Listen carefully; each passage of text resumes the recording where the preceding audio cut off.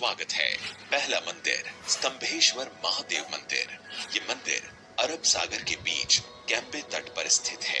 150 साल पहले खोजे गए इस मंदिर का उल्लेख महाशिव पुराण के रुद्र संहिता में मिलता है। इस मंदिर के शिवलिंग का आकार 4 फुट ऊंचा और 2 फुट के व्यास वाला है। स्तंभेश्वर महादेव का ये मंदिर सुबह और शाम दिन में 2 बार पल भर के लिए गायब हो जाता है और कुछ देर के बाद उसी जगह पर वापस भी आ जाता है, जिसका कारण अब अरब सागर में उठाने वाले ज्वार और भाटा को बताया जाता है, जिस कारण श्रद्धालु मंदिर के शिवलिंग का दर्शन तभी कर सकते हैं जब समुद्र की लहरें पूरी तरह शांत हो। ज्वार के समय शिवलिंग पूरी तरह से जलमग्न हो जाता है। ये प्रक्रिया प्राचीन समय से ही चली आ रही है। यहाँ आने वाले सभी श्रद्धालु को एक खास पर्चे बांटे जाते हैं, जिनमें ज्वार भाटा आने का समय लिखा होता है। ऐसा इसलिए किया जाता है ताकि यहाँ आने वाले श्रद्धालुओं को परेशानी का सामना न करना पड़े। इसके अलावा इस मंदिर से एक पौराणिक कथा भी जुड़ी हुई है। कथा के अनुसार राक्षस तारकासुर ने भगवान शिव की कठोर तपस्या की। एक दिन शिव जी तपस्या से प्रसन्न होकर प्रकट हुए और वरदान मांगने को कहा। उसके बाद वरदान के रूप में तारकासुर ने शिव से मांगा कि उसे सिर्फ शिव जी का पुत्र ही मार सकेगा, और वो भी 6 दिन की आयु का। शिव जी ने ये वरदान तारकासुर को दे दिया और अंतर्ध्यान हो गए। इधर वरदान मिलते ही तारकासुर तीनों लोक में हाहाकार मचाने लगा, जिससे डरकर सभी देवतागण शिव जी के पास गए। देवताओं के आग्रह पर शिव जी ने उसी समय अपनी शक्ति से श्वेत पर्वत कुंड से 6 मस्तक, 4 आंख और 12 हाथ वाले एक पुत्र को उत्पन्न किया, जिसका नाम था कार्तिकेय। जिसके पश्चात कार्तिकेय ने 6 दिन की उम्र में तारकासुर का वध किया। लेकिन जब कार्तिकेय को पता चला कि तारकासुर भगवान शंकर का भक्त था, तो वो काफी व्यथित हो गए। फिर भगवान विष्णु ने कार्तिकेय से कहा, उस स्थान पर एक शिवालय बनवा दे, इससे उनका मन शांत होगा। भगवान कार्तिकेय ने ऐसा ही किया। फिर सभी देवताओं ने मिलकर वहीं सागर संगम तीर्थ पर विश्वनंद स्तंभ की स्थापना की, जिसे आज स्तंभेश्वर तीर्थ के नाम से जाना जाता है। निष्कलंक महादेव। ये मंदिर गुजरात के भावनगर में कोल्याक तट से 3 किलोमीटर अंदर अरब सागर में स्थित है। रोज अरब सागर की लहरें यहाँ के शिवलिंगों का जलाभिषेक करती है। लोग पैदल चलकर ही इस मंदिर में दर्शन करने आते हैं। इसके लिए उन्हें ज्वार उतरने का इंतजार करना पड़ता है। ज्वार के समय सिर्फ मंदिर का खंबा और पताका ही नजर आता है, जिसे देखकर ये अंदाजा भी नहीं लगाया जा सकता कि समुद्र में पानी के नीचे भगवान महादेव का प्राचीन मंदिर भी है। ये मंदिर महाभारत कालीन बताई जाती है। ऐसा माना जाता है कि महाभारत युद्ध में पांडवों ने कौरवों का वध कर युद्ध जीता था, पर युद्ध समाप्ति के बाद पांडवों को ज्ञात हुआ कि उसने अपने ही सगे संबंधियों के हत्या कर महापाप किया है।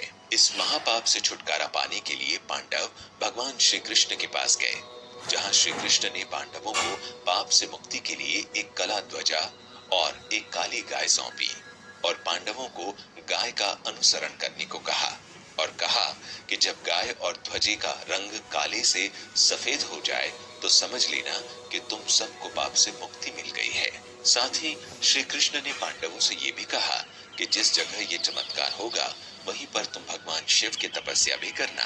पांचों भाई भगवान श्री कृष्ण के कहे अनुसार काली ध्वजा हाथ में लिए काली गाय पीछे पीछे चलने लगी। इसी क्रम में वो सब कई दिनों तक अलग अलग जगहों पर गए, लेकिन गाय और ध्वजा का रंग नहीं बदला। पर जब वो वर्तमान गुजरात में स्थित कोलियाक तट पर पहुंचे तो गाय और ध्वजा का रंग सफेद हो गया।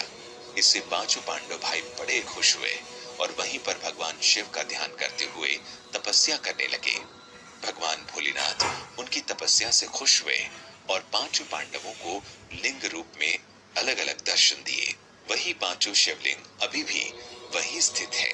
पांचों शिवलिंग के सामने नंदी की प्रतिमा भी है।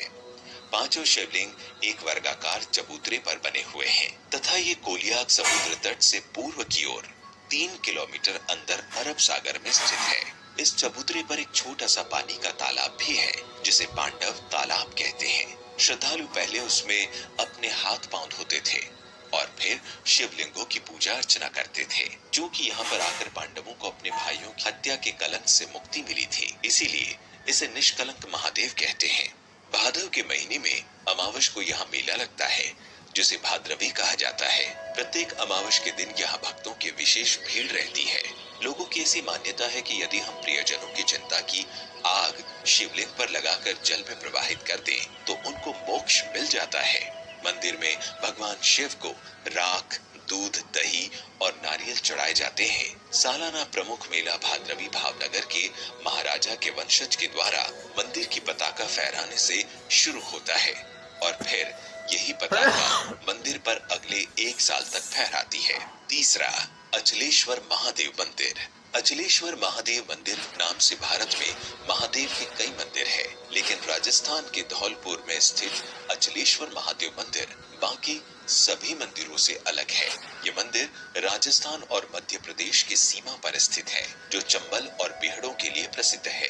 भगवान अचलेश्वर महादेव का ये मंदिर इन्हीं दुर्गम बीहड़ों के बीच स्थित है। इस मंदिर का शिवलिंग, जो दिन में 3 बार रंग बदलता है, सुबह में शिवलिंग का रंग लाल होता है, दोपहर में केसरिया और जैसे जैसे शाम होती है शिवलिंग का रंग सांवला हो जाता है। इन रंगों के बदलाव के रहस्य को कोई नहीं जानता। अचलेश्वर महादेव का ये मंदिर भी काफी प्राचीन है, क्योंकि मंदिर का ये इलाका डाकुओं के लिए काफी प्रसिद्ध था, जिस वजह से यहाँ कम श्रद्धालु आते थे। साथ ही यहाँ तक पहुँचने का रास्ता बहुत ही पथरीला और उबड़-खाबड़ था। पर जैसे जैसे भगवान के बारे में लोग जानने लगे, यहाँ पर भक्तों की भीड़ जुटने लगी। इस शिवलिंग की एक और अनोखी बात ये भी है कि इस शिवलिंग के छोर का आज तक पता नहीं चला है। कहते हैं बहुत समय पहले एक बार भक्तों ने शिवलिंग की गहराई को जानने के लिए इसकी खुदाई की, पर काफी गहराई तक खोदने के बाद भी इसके छोर का पता नहीं चला। अंत में भक्तों ने इसे भगवान का चमत्कार मानते हुए खुदाई बंद कर दी। भक्तों का मानना है कि भगवान अचलेश्वर महादेव भक्तों की सभी मनोकामनाओं को पूरा करते हैं। लक्ष्मीश्वर महादेव मंदिर। ऐसा माना जाता है कि इस मंदिर की स्थापना भगवान राम ने खड़ और दूषण के वध के पश्चात अपने भाई लक्ष्मण के कहने पर की थी। लक्ष्मेश्वर महादेव मंदिर के गर्भगृह में एक शिवलिंग है, जिसकी स्थापना स्वयं लक्ष्मण ने की थी। इस शिवलिंग में 1,00,000 छिद्र हैं, इसीलिए इसे लक्षलिंग भी कहा जाता है। इस 1,00,000 छिद्रों में से एक छिद्र ऐसा भी है जो कि पातालगामी है, क्योंकि उसमें जितना भी जल डालो वो सब उसमें समा जाता है। लेकिन एक छिद्र अक्षय कुंड है, क्योंकि उसमें जल हमेशा ही भरा रहता है।